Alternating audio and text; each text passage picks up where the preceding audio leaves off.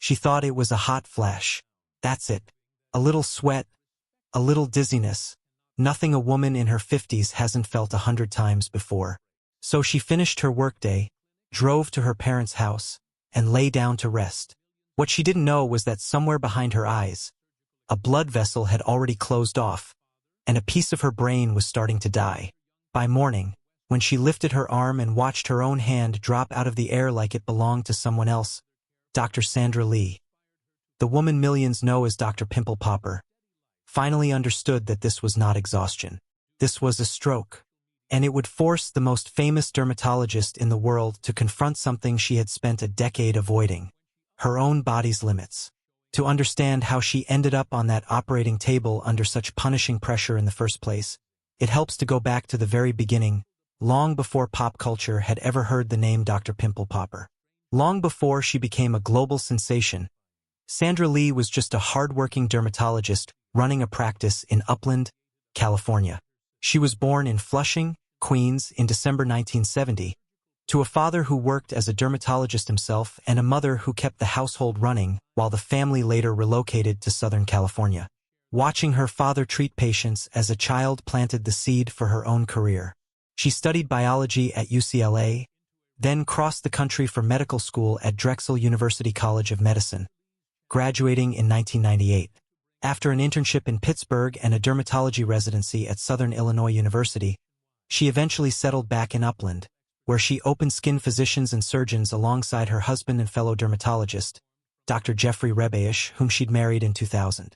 For years, that was her whole world. Exam rooms, biopsies, the quiet rhythm of a suburban practice. Then, in the early 2010s, everything changed because of a phone camera. Lee started posting short clips of routine extractions online, mostly to demystify the everyday, sometimes embarrassing conditions she treated. She had no idea there was an enormous audience out there who found these videos oddly mesmerizing. Within a few years, she had built one of the largest medical channels on the internet, with millions of subscribers watching her calmly walk through procedures that most people would look away from.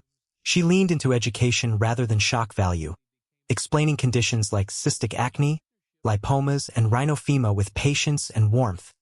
And in doing so, she gave a public face and voice to patients who had spent years hiding in shame. In 2017, she expanded into skincare with her own product line, turning her online following into a genuine business. By 2018, television came calling. TLC signed her to host Dr. Pimple Popper, and the show became a hit almost immediately, spinning off into additional series and earning her industry recognition. It was, on paper, the culmination of everything she'd built, a private practice that had grown into a media empire. But turning a medical career into a television career meant doubling her workload overnight. She was no longer simply a surgeon.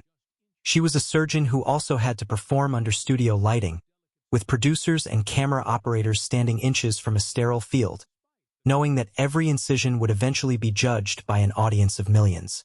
Long days at the clinic bled into long days on set, and long days on set bled back into clinic responsibilities that never stopped just because cameras were rolling.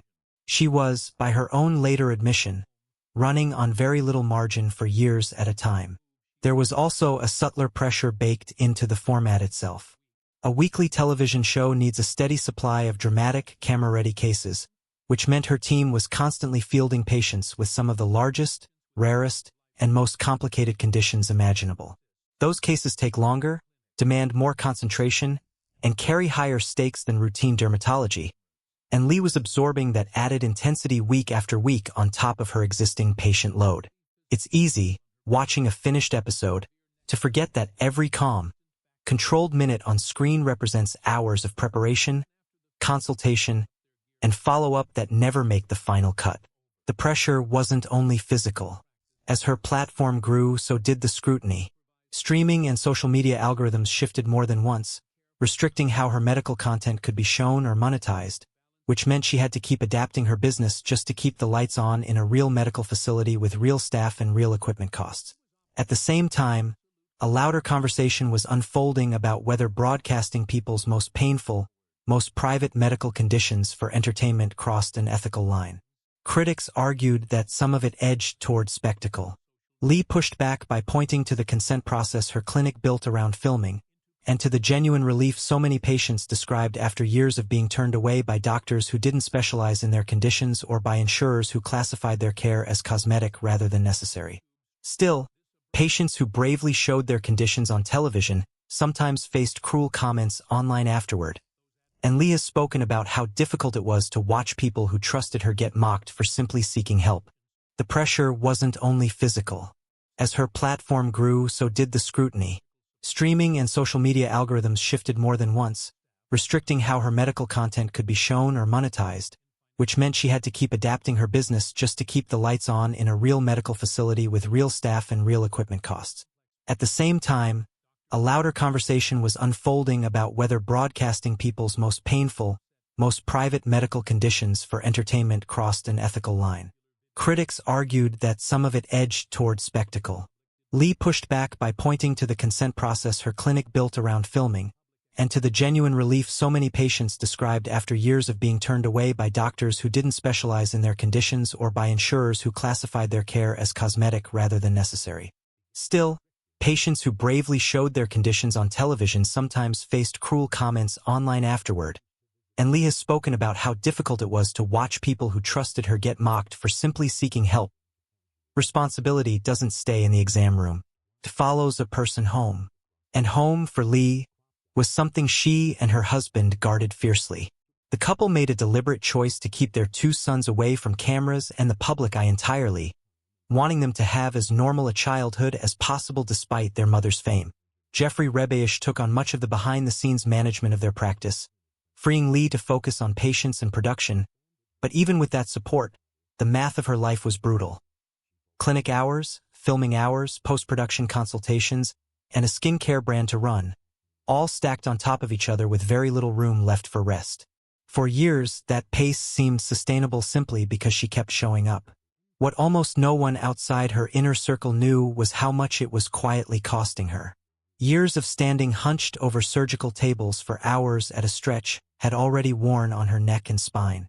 Studio lighting added heat and physical strain on top of ordinary surgical fatigue. And running 2 demanding jobs, full-time dermatologist and television star, left little space for the basic maintenance of body needs. Sleep, movement, regular checkups, stress relief. Underneath the surface, her blood pressure and cholesterol had drifted out of a healthy range, though she wouldn't fully register that until it was almost too late. On November 20th, 2025, Lee was on set filming Season 2 of her Lifetime series, Dr. Pimple Popper. Breaking out, treating patients just as she had thousands of times before. Partway through the day, she felt an unusual wave of heat and sweat wash over her. She chalked it up to a hot flash, something plenty of women her age experience without a second thought, and she finished the day's work before heading to her parents' home to rest. But that evening, something felt wrong in a way ordinary fatigue never had. Sharp pain shot down one of her legs, and by the time she tried to walk down a flight of stairs, her leg felt heavy and unsteady beneath her. She pushed through it and went to sleep, hoping it would pass. Didn't.